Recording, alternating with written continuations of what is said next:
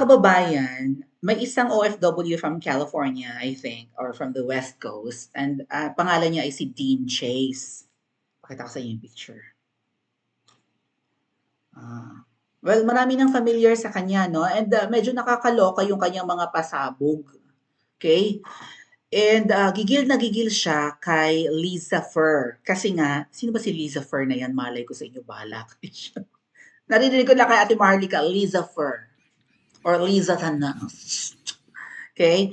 So, gigil na gigil siya kasi alam niya yung nangyari na may namatay po na Pinoy nang pumunta si Liza Marcos sa California for a Filipino movie film industry kuning-kuning conference showing latik-latik. Sa pumunta ng California si babaeng, alam nyo na, Butoda, no? Or si Butod pumunta na. And may namatay. Nakasama sa kanyang entourage. Apaka-social naman kasi ng poke, ng inang social climber ng pagkapangit-pangit, ang kalakalang dyan, ang kulubutan big na kung todo parito, kaya nagkakandamaga-maga naman ang mata. May mga bit-bit na entourage, mga kaibigan nila, mga rich, and may namatay. Okay? Pangalan niya si Paulo. Anak ng may-ari ng isang bonggang-bonggang social na store sa Philippines. So, mga billionaire, mga kababayan. Billionaires. Ito si Dean Chase, nag-live kanina. Ang nakakalungkot, parang sabi niya, baka huling pagsasalita na niya ito about, uy, salamat po sa nagbigay ng malaking halaga sa aking GCash. Yayaman na ako dito talaga. Okay. Oy, may nag-message. Hala, teka lang, sino ite?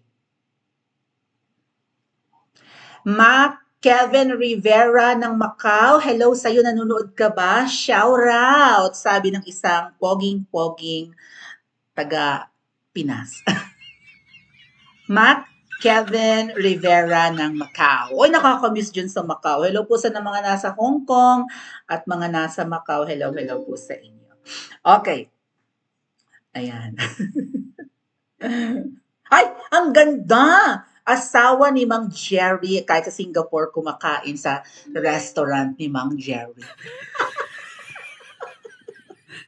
Shout out sa apakagandang asawa ni Mang Jerry. Masarap kasi ang kanilang crispy pata. Shout out din sa mga nanonood sa US. Meron bang Mang Jerry's restaurant dyan? Kain kayo. So, nagsabi po itong si Dean Chase na hindi na siya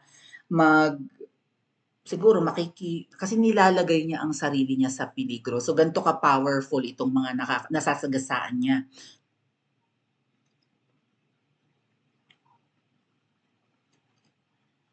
That's Dean Chase. Pakinggan natin yung kanyang live. Siguro ika-cut natin para ma-translate natin, mga kababayan. And let's see kung magigets ko yung lahat ng mga sasabihin niya. Okay? Shout out sa mga Bisaya, diha nga dakog lubot kag og dakog tiit. Okay, ano ba yun? And I needed to find a safe place before ko makapost og anything, and salamat kayo sa inyong pagsabot o sa inyong pasensya. Kaya karon ang akong update kay grabe kay mga panghitabo, guys. I really don't want to post about this anymore kaya ko ganahan nga ma-deemed as a distraction on what's really happening there in the Philippines right now. But I really do believe that this is just part of the layers and layers and layers of things that you people should actually know. You deserve to know. Okay? Sure ko kasabaan ko ani, but I'm gonna let you guys know nonetheless. Someone, as you know, na ako'y contact person, and kining a person has not been contacting me for a very long time, which kanang cause ko din taon na ako kanang anxiety na bala kay taon ko kay wala naman i-contact all of a sudden. And then only recently nagka-contact na balik, and then we had this conversation over the phone. Na-contact niya ulit, and usap nila. I told you guys about nakatong naka-idea ko na probably wala na siya ni contact na ko. It's because there were an onslaught of people who were asking, which this person actually really said na there were an onslaught of people who were asking a lot of copies of the documents, and then that gave me this idea, and probably that's the reason why this person don't want to talk to me anymore because I did not actually give this person a clear idea as to why I wanted to get a copy of that document. It's not just that, guys. It's Okay, so meron siyang kausap na pinagkukunan niya ng copy. I think ito yung report sa pagkamatay ng Paulo at yung mga taong involved. And doon sa mga documents na hinihingi niya, nandun ang pangalan ni Ma'am Shicols. Eh, hindi na niya makontak. And then all of this, siguro madami-dami raw nang hihingi ng copies doon sa taong yun. So I would assume, empleyado yan na Pinoy sa nag-investigate sa pagkamatay ng Paulo dun sa California. Na Tegi Boom Boom at ang hinala ay na-overdose sa droga. Let's continue. not just the onslaught of people asking for a copy of document. It's just a tiny part of the entire situation. Pagkagrabe. So pag pizza dos, April 2. muna nitabo, pag pizza dos ko no, allegedly, ningon siya, I'm not going to divulge ha, na babae ba ni siya o lalaki. Kaya di ko ganahan nga Ayaw na i-reveal kung lalaki o ano siya. If musulti kung babae ni siya o lalaki, it's a dead giveaway. malalaman. Okay? So, in town, pag ato ko ng pagpitsa dos, and I quote, mo ni yung gingon, word by word, there were some shady people who came into the office and went directly into the supervisor's office. And then they had this close meeting, Mga tao. almost an hour, kuno. Yes. And then, May meeting. moto naghaka-haka sila unsa man unsa may mga panghitabo nga nganong kinahanglan i-close kay usually daw kuno basta anything that has never happened before daw nga na close meeting usually appeal sila 1 and hour then na closed meeting. moto almost an hour nanggawa sila and then gianaan sila sa supervisor gi-announce sa supervisor nila na Pagkatapos ng meeting, our authority on the case has been superseded. Oh.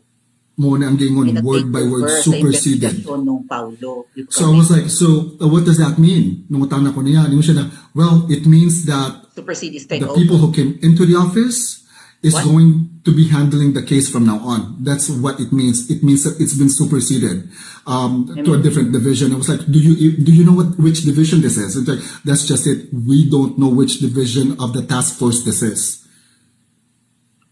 Okay, so yung hinihingan niya ng siguro report or results ng investigation sa pagkamatay ni Paulo, binlip niya, no? Nag-mute niya yung pagbanggit niya ng pangalan ni Paulo. Yung pinaghihingan niya ng documents, may pumuntang mga tao doon at nakipag-meet sa supervisor. May meeting, closed door meeting for an hour. And then after nun, in-announce na ng supervisor after ng meeting, after nung umalis yung mga kausap, na magte-take over na in-announce ng supervisor na may magte-take over na sa kaso. May makikialam ng ibang division. Oh, that's fishy. Let's continue. Nisiga akong mata nga nganong wala makakibaw. So you guys were not told Bakit umatay? na unsa nga klase nga division ni ang kanang supersedes yung authority, and Hindi sinabi they ko. were like yes, which was the really weird part because usually we would know, but I honestly don't know which part of the division they were.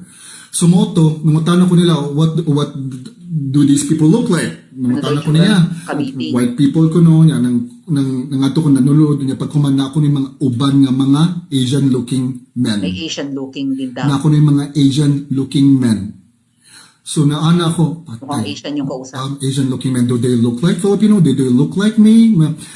A little bit, yeah. Naana siya. So dito na ako nabalakag yun.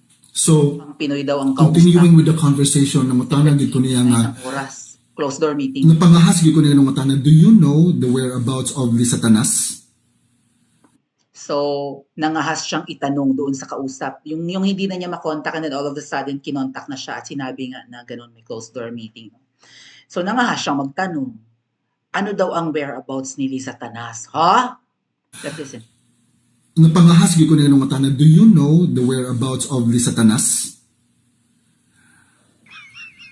Niingon siya nga, well, I was about to get to that information. That lady is on a temporary interim release. Temporary interim release na siya, guys. Temporary na siya naa sa Pilipinas. Kuno. But I still don't believe because sa pagtanaw na ko sa mga post niya, mura mga edited gapon tanan. But this person told me, a very reliable source of information, Okay. told me that Lisa Tanas is on an interim release, interim temporary release. Interim means temporary. Pansamantalang pinalayas lang. So ang pangutana ani ron, no?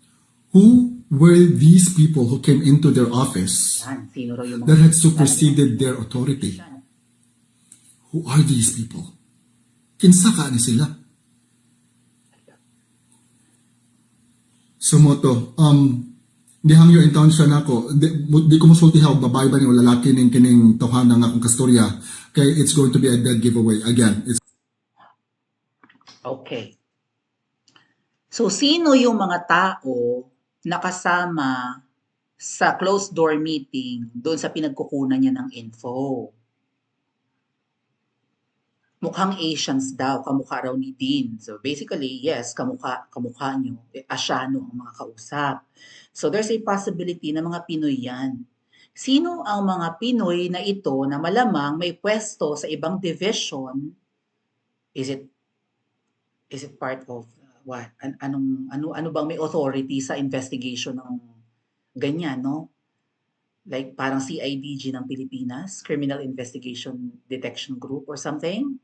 FBI ba yan? Pero may taga-ibang division na nakipag-usap at after na makapag-close door meeting sa pinagkukunan niya ng info, nag-supersede na yung division na yun sa pag-iimbestiga doon sa pagkamatay ni Paulo.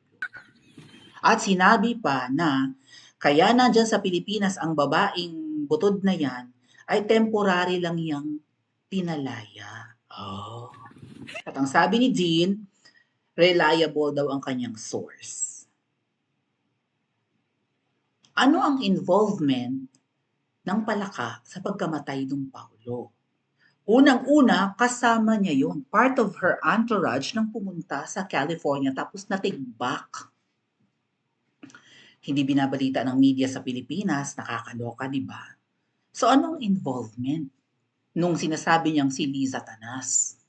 At ngayon na meron nang magsusupersede, may magti-take over na sa investigasyon, hindi kaya ma-hocus-pocus na yan at completely hindi na ma-involve si Liza Tanas kung sakali mang imbestigahan? Iyan yung dahilan kung bakit nagtatago itong si Dean Chase at baka nga hindi na rin siya magsalita patungkol dito kasi gumagalaw ang mga galamay para siguro maalis ang pangalan ng babaeng ahas sa mga involved sa pagkamatay ng Paulo. Kayang gumastos. Kung puro nakaw ang pera natin na ubus na, alalahanin nyo mahigit 6 trillion ang perang budget ngayong taon pero Marso pa lang ubus na. Sabi ko nga, pag nagkaroon ng malayulandang kalamidad sa Pilipinas o may sumabog na bulkan or bumaha ng malala pag tag-ulan, wala silang dudukutin kasi mukhang nanakaw na lahat. Tapos maya-maya pa may mga nananalo pa sa loto. Tapos mukhang nakikinabang pa ang mga yan sa paglaganap ng droga sa Pilipinas. Syempre may mga drug money, may mga lagay-lagay, di ba? So tiba-tiba kaya nilang bumayad. Hindi lang ng mga Pilipino, kundi rin siguro ng mga Amerikano at kung sino mang mga Asyano na pwedeng, di ba, makialam sa resulta ng investigasyon. Sana napanood to ni Ate Maharlika at sana may mag-send sa kanya ng video ni Dean Chase na to at sana mag-usap sila kung ano ang pwedeng gawin para mapangunahan na ni Ate Maharlika. Kasi kung masasawsawan ng mga Asyanong kausap sa closed door meeting ang investigasyon, ligtas ang baki, ligtas ang butod. Okay? Maaalis ang pangalan niya sa mga involved sa nangyari doon kay Paulo kung involved man siya. Kaya kung kayo ang tatanungin po, anong kinalaman ni Baki sa pagkamatay ng Paulo? At magtatagumpay ba siya ngayon na may gusto nang makialam at may gusto nang mag-take over sa investigasyon at mga Asyano pang kamukha natin? Paki-comment po sa comment section at mag-like and subscribe din po kayo.